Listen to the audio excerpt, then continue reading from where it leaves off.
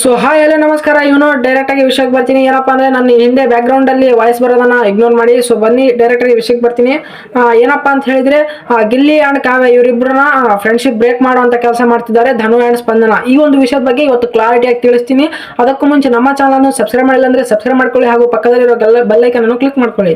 So ಇಲ್ಲಿ social ಮೀಡಿಯಾದಲ್ಲಿ ಏನ್ ಹೇಳ್ತಿದಾರಪ್ಪ ಅಂದ್ರೆ ಗಿಲ್ಲಿ ಕಾವ್ಯ ಅವ್ರನ್ನ ಯೂಸ್ ಮಾಡ್ಕೊಂತಿದ್ದಾರೆ, ಲವ್ ಆಂಗಲ್ ಅಲ್ಲಿ ಆಗಲಿ ಫ್ರೆಂಡ್ಶಿಪ್ ಆಂಗಲ್ ಅಲ್ಲಿ ಆಗಲಿ ಅಂತ ಗಿಲ್ಲಿಗೆ ಕಾವ್ಯ ಅವರು ಯೂಸ್ ಮಾಡ್ಕೊಂತಿದ್ದಾರೆ ಕಂಟೆಂಟ್ಗೋಸ್ಕರ ಅಂತ ಹೇಳ್ತಿದ್ದಾರೆ.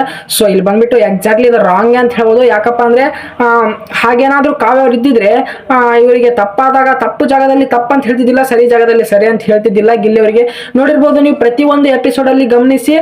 ಏನಪ್ಪಾ ಅಂದ್ರೆ ಕಾವ್ಯ ಅವರು ಗಿಲ್ಲಿ ಅವರು ಏನಾದ್ರು ತಪ್ಪು ಮಾಡಿದ್ರೆ ಅದನ್ನ ತಿದ್ದುತ್ತಾರೆ. ಇದಂತೂ 100% ನಿಜವಾದ ವಿಷಯ ಆಗಿರ್ಬೋದು. ನೀವು ಪ್ರತಿ ಎಪಿಸೋಡ್ ಅಲ್ಲಿ ಗಮನಿಸಬಹುದು.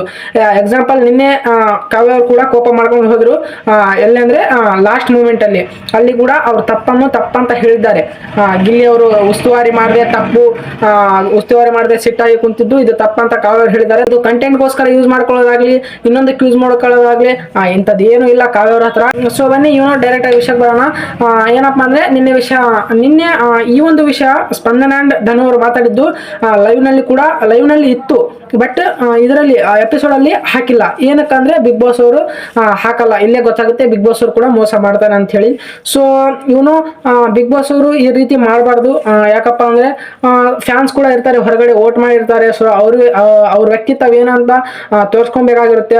ಧನು ಸ್ಪಂದನ ಅವ್ರ ವ್ಯಕ್ತಿತ್ವ ಏನಂತ ನಿನ್ನೆ ಕಳಿಸಿ ಬಿದ್ದಿದೆ. ಕಂಟೆಂಟ್ ಗಾಗಿ ಯೂಸ್ ಮಾಡ್ಕೊಂತಿರೋದಂದ್ರೆ ಧನು, ಅಭಿ ಮತ್ತೆ ಸ್ಪಂದನ ಅವರು ಈ ಮೂವರು ಗಿಲ್ಲಿ ಅಂಡ್ ಕಾವ್ಯನ ಕಂಟೆಂಟ್ ಗಾಗಿ ಯೂಸ್ ಮಾಡ್ತಿದ್ದಾರೆ.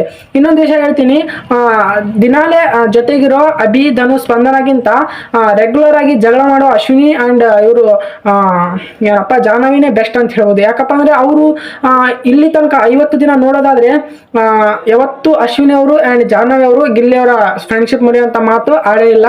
ಸೊ ಇಲ್ಲೇ ಗೊತ್ತಾಗುತ್ತೆ ಜೊತೆಲಿರೋರೇ ಬೆನ್ನಿಗೆ ಚೂರಿ ಹಾಕ್ತಾರೆ ಅಂತೇಳಿ. ಇಲ್ಲಿ ಎಕ್ಸಾಕ್ಟ್ಲಿ ಆಗ್ಲಿ ಗೊತ್ತಾಗ್ತಿಲ್ಲ ಧನು ಅಂಡ್ ಸ್ಪಂದನ ಅವ್ರು ಮಾತಾಡಿದ್ದು. ಯಾಕಪ್ಪ ಅಂದ್ರೆ ಬ್ಯಾಕ್ ಗ್ರೌಂಡ್ ಮ್ಯೂಸಿಕ್ ಫುಲ್ ಇದೆ. ಸೊ ಇದಾದ್ಮೇಲೆ ಇಲ್ಲಿ ಎಕ್ಸಾಕ್ಟ್ಲಿ ಗೊತ್ತಾಗೋದೇನಪ್ಪ ಅಂದ್ರೆ ಇವರು ಕಾವ್ಯ ಅಂಡ್ ಗಿಲ್ಲಿ ಫ್ರೆಂಡ್ಶಿಪ್ ಮುರಿಯೋದೇ ಮಾತಾಡಿದ್ರು ಅಂತ.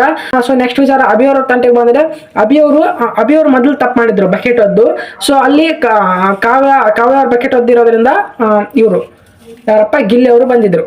ಗಿಲ್ಲಿ ಅವರು ಬಂದಾಗ ಧನು ಅವರು ಮೊದಲು ಯೂಸ್ ಮಾಡಿದ್ದು ಹೋಗಲೇ ಅಂತ ಹೇಳಿ. ಅದಾದ್ಮೇಲೆ ಗಿಲ್ಲಿ ಅವರು ಏನ್ರಲ್ಲೇ ಅಂತ ಯೂಸ್ ಮಾಡಿದ್ದು. ಸೊ ಇಲ್ಲಿ ಕೂಡ ಅಭಿ ಅವ್ರದ್ದೇ ತಪ್ಪಿದೆ. ಸೊ ಇಲ್ಲಿ ನೋಡೋದಾದ್ರೆ ಮೂವರು ತಪ್ಪಿದೆ. ಯಾರ್ದಪ್ಪ ಅಂದ್ರೆ ಅಭಿ, ಧನು ಅಂಡ್ ಸ್ಪಂದನ.